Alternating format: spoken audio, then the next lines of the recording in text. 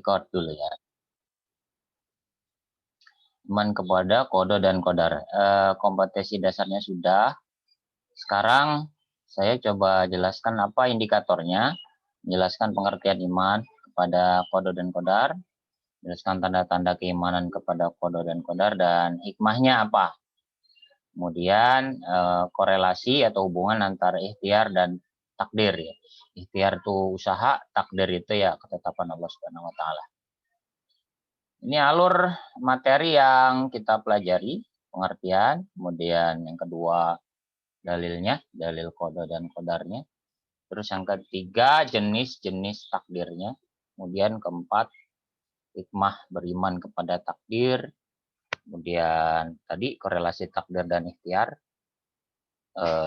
Ada kisah-kisah nanti. Yang pertama, qada itu secara bahasa adalah ketentuan, peraturan, atau ukuran. Maka tadi yang dijelaskan di video awal tadi, qada dan qadar itu ada yang bilang sama, ya ada yang bilang ada sedikit perbedaan. Ya, yang mengatakan beda itu qada itu adalah ketentuan Allah. Ya, ketentuan Allah itu dalam bentuk jika A maka B, jika B maka C. Tadi yang saya tangkap nih ini gampang dimengerti ya. Jika D maka E gitu. Seperti itu. Misalnya Putri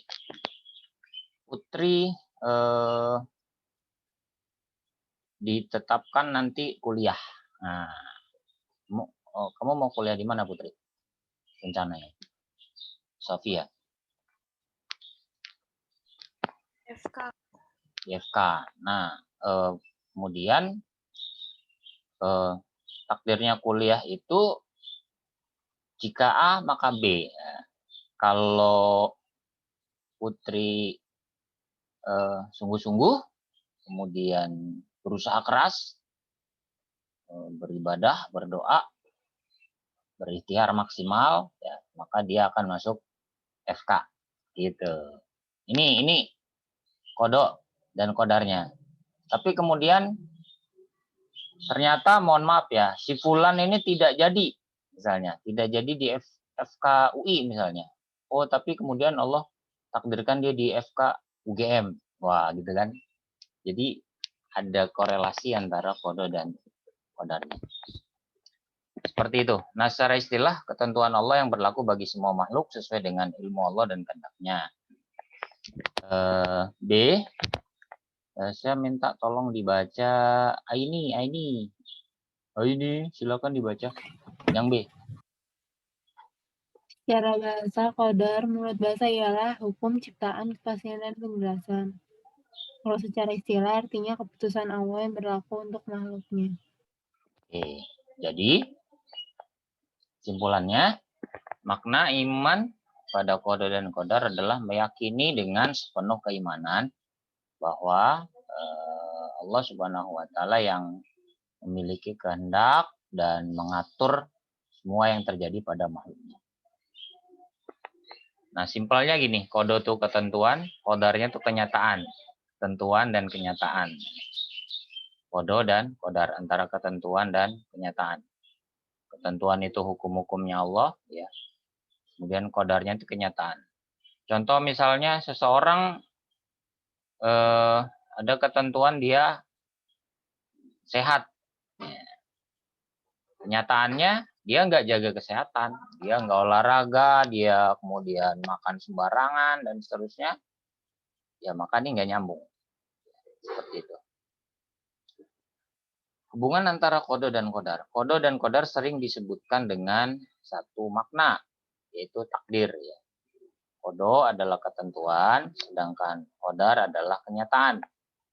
Hubungan antara qada dan qadar adalah ibarat hubungan rencana dan perbuatan. Jadi kalau bisa diulang, qada ini rencananya Allah, qadarnya ini perbuatannya manusia. Rencananya Allah dan perbuatannya manusia. Kapan nyambungnya? Kalau perbuatannya manusia ini nyambung dengan rencananya Allah. Seperti itu. Rencana Allah tentu lebih indah kan bahasanya. Rencana Allah lebih hebat. ada satu kisah yang mungkin menjadi inspirasi kali, saya baca di salah satu sumber. Ini ada seorang penjual makanan. Dia setiap hari berdoa. Dia penjual tahu ya. Penjual tahu. Kalian tahu nggak tahu? Kalian tahu nggak tahu? Tahu. Jadi dia itu berdoa tiap hari, ya Allah, mudah-mudahan dagangan saya lancar ya Allah. Dia sholatnya rajin, ya sholat duha juga buat rezekinya biar dilancarin sama Allah. Nah, suatu hari ini si penjual tahu ini dengan memikul dagangannya, dia terlambat sehingga gagal ikut angkot yang membawanya ke pasar. Wow, dia marah-marah. Ya gimana? Dia nggak bisa ikut angkotnya. Akhirnya dia, sedangkan jarak pasar dengan rumahnya itu jauh, lumayan jauh. Akhirnya ya udah dia dengan gontai pulang. Ya, pulang gimana mau jualan. Nah, karena jalanan menuju rumahnya ini susah, melewati sawah-sawah, dia terjatuh. Terjatuh itu, tahunya tumpah semua ke sawah. Aduh, tambah sedih lagi. Udah uang nggak dapet, kemudian tahunya tuh hancur seperti itu. Terus dalam hati orang ini dia bilang, ya Allah, nasib saya kok begini amat ya. Hari ini nggak dapat uang, ya, ketinggalan angkot, saya pulang tahu yang saya jual tumpah semua ke sawah, basah semua kan. Aduh, rugi dah. Sedang sedih begitu, tiba-tiba dia dengar ya kabar ada orang yang lewat bawa angkot yang tadi dia mau numpang, angkot yang biasa bawa para pedagang ke pasar kota itu terperosok ke jurang, semuanya meninggal. Ya Allah. Dari situ pedagang tahu bersyukur, ya Allah. Alhamdulillah saya terlambat nggak jadi ikut. Terus nggak selesai sampai situ, datang lagi orang menghampiri dia, bilang, Bapak, itu tahunya yang hancur dijual nggak? Kenapa emang Pak? Saya ini punya peternakan bebek dan saya mencari, susah cari tahu yang hancur buat pakan bebek-bebek saya, dan bebek-bebek saya maunya tahu yang sudah hancur, bukan tahu yang utuh. Ya Allah. Jadi dalam satu tempo yang tidak begitu lama, ketika orang bisa mengubah cara pikir dan pandangnya dia kepada Allah, itu positif nilainya. Yang pertama, ketika dia terlambat, oh ya Allah, nyawa dia selamat. Semua pedagang yang ikut angkot itu mati, meninggal. Yang kedua, dia pikir, aduh, tahu saya hancur gini, waduh, kebayang gimana ini ruginya modalnya. Tapi ternyata Allah kirimkan orang buat beli. Mana ada sih orang beli tahu hancur gitu? Ternyata buat pakan bebek. Akhirnya dia pulang bersyukur kepada Allah, nangis, ya Allah, sudah selamatkan saya, kau kasih uang saya juga kan, kasih rezeki yang tidak disangka-sangka. Itu sekedar gambaran ya. Kadang-kadang menyikapi atau hikmah di balik sebuah kejadian itu, orang suka negatif thinking dulu gitu. Contoh misalnya nih, kalau ada seorang siswa yang ternyata dia nggak masuk jurusan yang dia inginkan, tapi kemudian dia sudah negatif aja sama Allah, padahal Allah itu lagi menyiapkan yang terbaik buat dia. Kadang-kadang Allah itu mengabulkan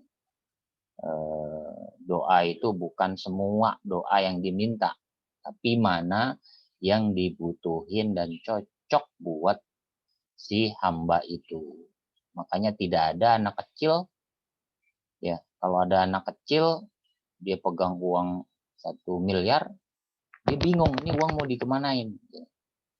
Atau kalau ada anak kecil pegang-pegang pisau yang tajam atau pedang yang tajam, ini bisa bahaya. Nah, Allah Subhanahu wa taala tuh ketika menguji hambanya tentu tahu kondisi hamba ini seperti apa. Kalau dikasih yang lebih banyak, kasih yang lebih besar, ini bisa membahayakan. Ya,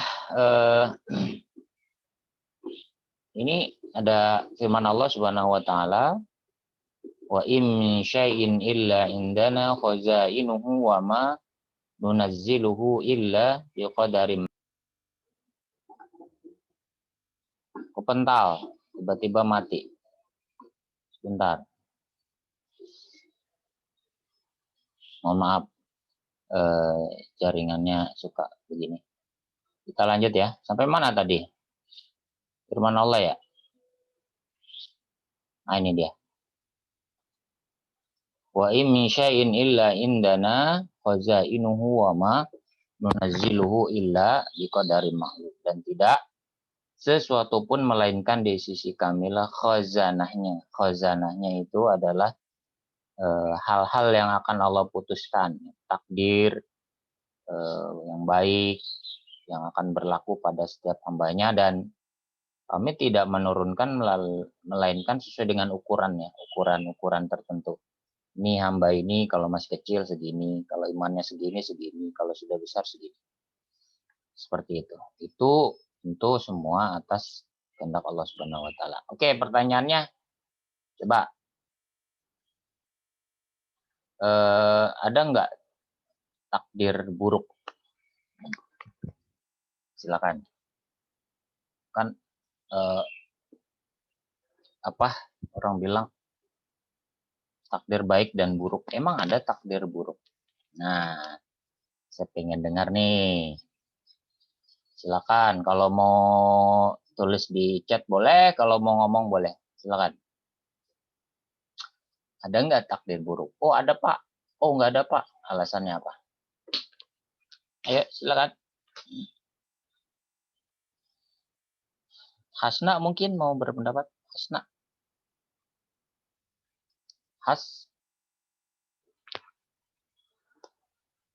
Hasna Imaratuz. Ih nggak dengar Hasna. Marisa. Ada nggak takdir buruk? Marisa masih oke. Saya kan, Mbak.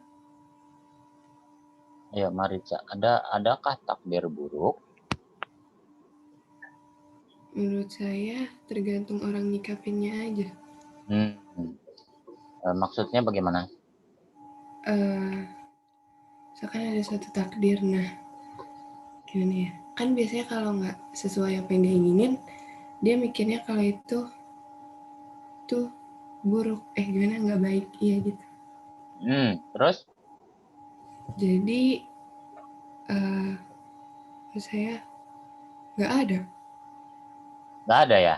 Berarti baik semua dong. Jadi tergantung cara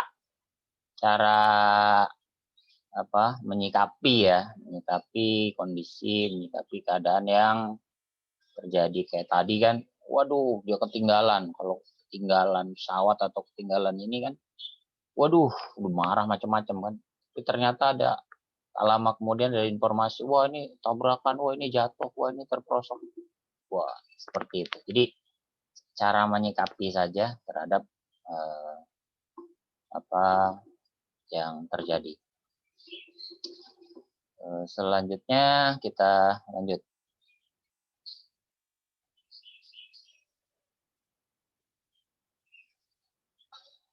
Kemudian mungkin dibaca ya. Tazkiyah, baca takdir baik dan buruk. Takdir baik dan buruk di sisi Allah sama saja seperti keimanan seseorang atau kekafiran seseorang, tidaklah berpengaruh terhadap kemuliaan Allah. Jika manusia beriman, maka keimanan tersebut akan bermanfaat untuk dirinya sendiri. Dan jika manusia kegeser. Dan jika manusia ingkar, maka balasan keburukan di akhirat untuk dirinya sendiri. Takdir buruk maksudnya? Takdir buruk maksudnya adalah karena anggapan manusia, misal sakit menahun, bencana, tidak lulus ujian, dan sebagainya. Kembali kepada sikap manusia terhadap takdir. Jika ia bersabar, maka itu baik baginya, dan jika ia tidak sabar lalu ingkar, maka itu buruk baginya. Ya, balik ke cara orang nyikapin ya. Nyikapin yang terjadi. Kalau sikapnya positif, ya positif. Sabar, ya kan. Kalau negatif, ya negatif. Ingkar. Lanjut. Terus, makna qadar dalam Al-Quran itu ada hukum atau keputusan. Mewujudkan atau menjadikan. Kemudian ada juga bermakna kehendak. Ada juga bermakna perintah. Ini kodok. Kodok hukum, mewujudkan, kehendak, atau perintah. Ini dalam Al-Quran. Nah, di dalam hadis, Rasulullah SAW sebutkan tentang iman kepada takdir, ya, baik atau buruk. Ya. Tolong dibaca Asy-Syifa, Asy-Syifa, Arabnya sama artinya. Silakan Asy-Syifa. Asy-Syifa. An tu'mina billahi wa malaikatihi wa kutubihi wa rusulihi wal yaumil akhir wa tu'minu bil qadri khairi wa syarri. Engkau beriman kepada Allah, malaikat-malaikatnya, kitab-kitabnya, rasul-rasulnya, hari akhirat, dan engkau beriman kepada takdir baik dan buruk. Oke, terima kasih. Wa tu'mina bil qadri khairihi wa syarrihi. Engkau beriman kepada takdir baik atau buruk. Kemudian kalau tadi makna qada dalam Al-Quran ada hukum, ada perintah, ada keputusan. Sedangkan kalau qadar itu dalam Al-Quran artinya beberapa macam ya. Ada yang berarti mengatur ya, atau menentukan sesuatu menurut batas-batasnya, ukuran. Surat Ar-Ra'd ayat 17, kekuasaan atau kemampuan. Surat Al-Baqarah ayat 236, ketentuan atau kepastian. Surat Al-Mursalat ayat 23. Perwujudan kehendak Allah terhadap semua makhluknya. Surat Al-Qamar ayat 49. Ini beberapa makna dalam Al-Quran. Makna qadar. Nah, dalilnya pendek. Dalil iman kepada qada dan qadar ini cukup satu aja. Walladzi qaddara fahada. Surat Al-A'la ayat 3. Coba hafal enggak surat Al-A'la nih, teman-teman? Surat Al-A'la. Apalah kelas 12 mah. Target hafalannya kan 3 juz. Tahfiz, iya kan? Iya kan? Iya kan? Coba baca surat Al-A'la. 1, 2, 3. Bismillahirrahmanirrahim. Open mic-nya, mic-nya. Iya benar mic-nya. Sabbihis. Woi. Sabbihis marabbikal a'la. Terus? Ayo baca. Ini tes tahfiz. Tahfiz. 1, 2, 3. Bismillahirrahmanirrahim. Sabbihisma. Gimana suaranya? Tidak ada suaranya. Suruh baca kagak ada. Tahu, saya bukain dulu biar pada baca. Nih dia, surat Al-A'la. Tunggu ya.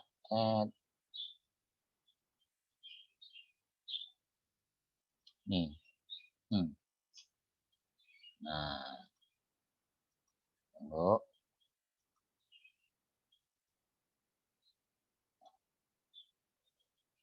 Yuk baca yuk. 1, 2, 3. Bismillah. Suaranya.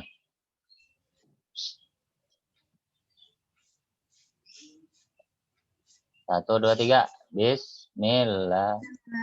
Bismillahirrahmanirrahim. Ayo baca.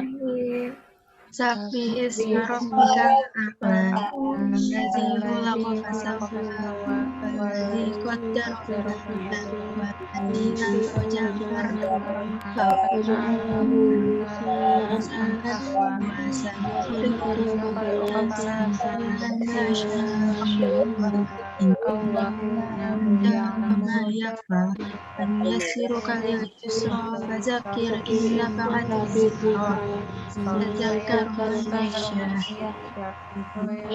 ويتجنبها الأشقى الذي يصلى النار الكبرى ثم لا يموت فيها ولا يحيا قد أفلح من تزكى وذكر اسم ربه فأتمنى الحياة الدنيا الآخرة خير وأبقى إن هذا لفي الصحف الأولى صحف إبراهيم وموسى.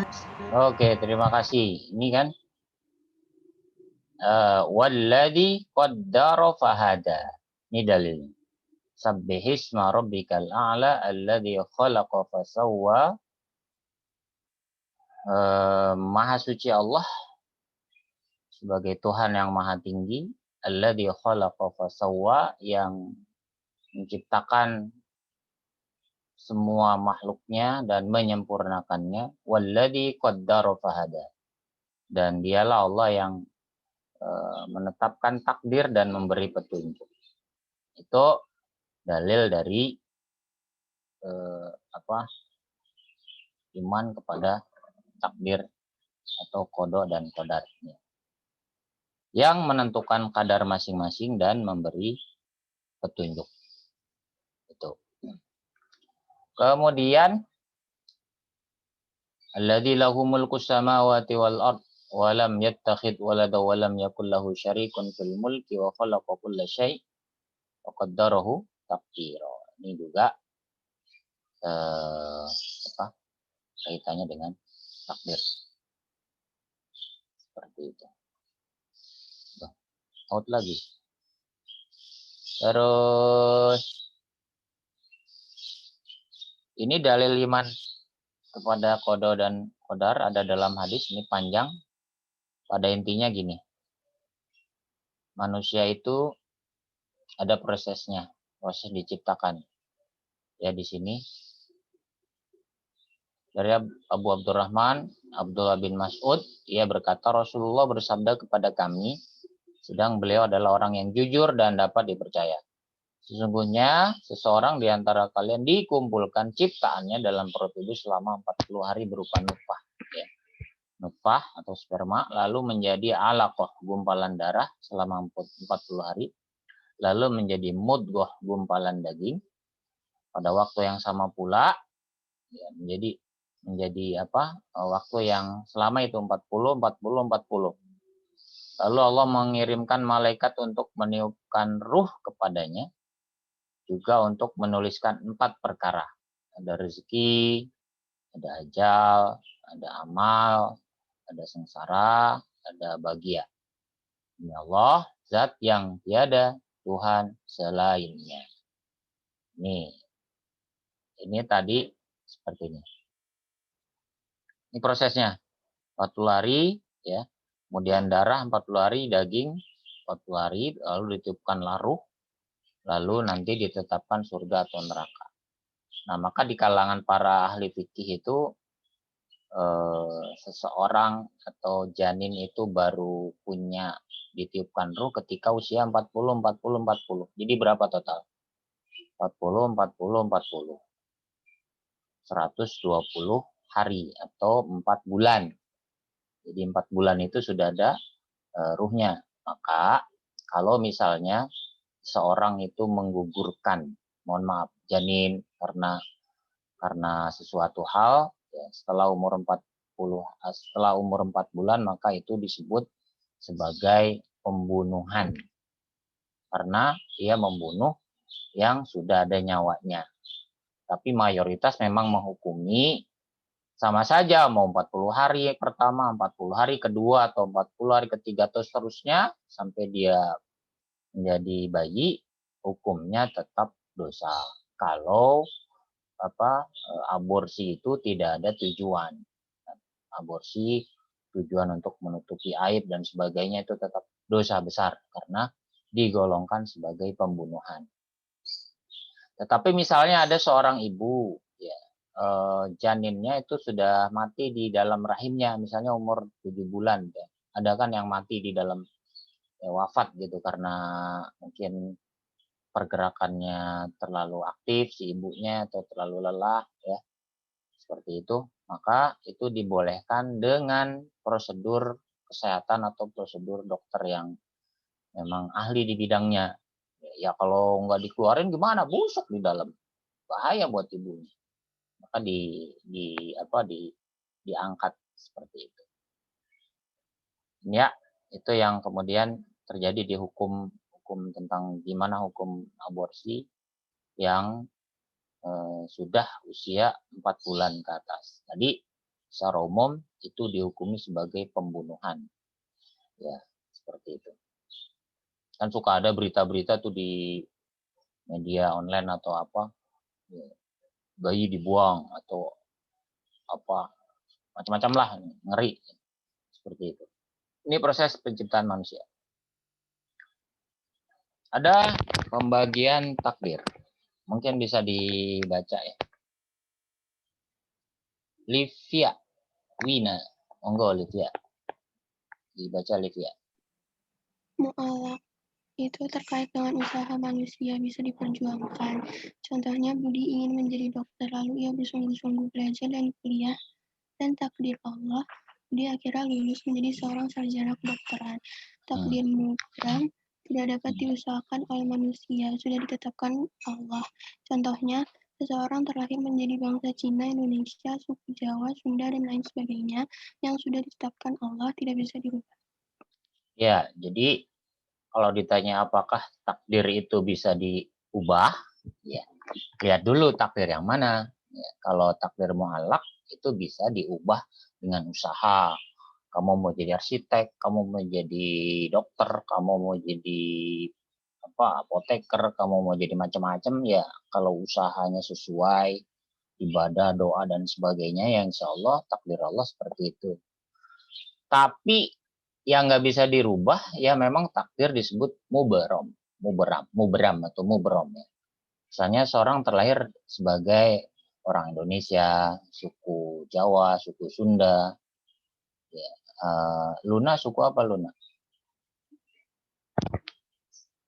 Sunda, Pak. Sunda. Oh, kumaha eta damang. Pak tutur dong. Gitu ya, nggak bisa berubah. Masa langsung jadi orang Jawa kan? Seperti itu. Ini dalilnya takdir mu'allaq kaitannya dengan ikhtiar atau usaha manusia seperti dalam firman Allah, innallaha la yughayyiru ma biqaumin hatta yughayyiru ma bi anfusihim. Sungguhnya Allah tidak merubah keadaan suatu kaum hingga mereka merubah keadaan yang ada pada diri mereka sendiri. Contohnya apa? Orang bodoh yang nggak ngerti, pengetahuannya terbatas, tapi dia terus belajar, maka akhirnya pandai. Ya, kemudian orang miskin, ya, tapi rajin bekerja, berusaha, berdoa, bekerja, banting tulang, ya, banting tulang tuh bukan badannya dibanting-banting, jadi giat gitu, maka dia akan kaya. Sukses duniawi perlu perjuangan. Ini takdir mu'allaq. Mu'allaq itu tergantung dia mau enggak, kan gitu. Balik lagi ke dia mau berubah apa enggak, mau sukses apa enggak, gitu.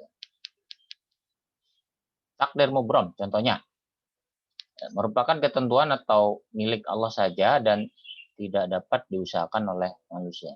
Walikulli ummatin ajal fa idza jaa ajaluhum la yastakhiruna sa'atan wala yastaqdimun. Tiap-tiap umat mempunyai batas waktu, maka apabila telah datang waktunya mereka tidak dapat mengundurkannya barang sesaat pun dan tidak pula memajukannya. Surat Al-A'raf ayat 34. Oh, matahari bersinar emang bisa diundurin? Enggak, terus kecuali kalau musim hujan enggak ada matahari.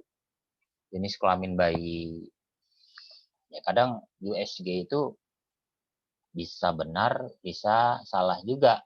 Kan hanya mendeteksi ciri-cirinya. Yang pas benaran ya, oh ini kayaknya perempuan, ternyata yang lahir laki-laki. Oh ini laki-laki, ternyata yang lahir perempuan. Ada yang pas, ada yang enggak. Maut juga sama. Pasang surut air laut juga sama. Kapan bencana juga sama. Kapan seorang punya keturunan juga iya. Kapan hari kiamat juga nggak ada yang tahu. Ya, bahkan Nabi pun nggak dikasih tahu waktu pastinya. Cuman Nabi hanya dikasih tahu tanda-tandanya. Ini takdir mubarok. Beda antara nasib dan takdir. Nasib bisa dirubah, tidak melekat permanen pada diri seorang. Nasib ya nasib harus dirubah, bisa berubah. Takdir ya yang nggak bisa dirubah tuh maksudnya takdir mubarok. Takdir yang memang kayak tadi lahir sebagai suku Cina, lahir orang Indonesia, ya, sudah ada pada diri seseorang sejak lahir. Maka di sini kemudian ada pertanyaan, Pak, apa hukumnya operasi plastik? Apa hukumnya? Ini kan kemudian para ahli fikih itu bilang, kalau sifatnya itu merubah ciptaan, maka hukumnya haram. Merubah ciptaan itu misalnya jadi udah punya hidung ya. Cuman rada kurang mancung dikit, nggak pede katanya. Terus dia pasang hidung gajah. Hidung gajah, belalai dong.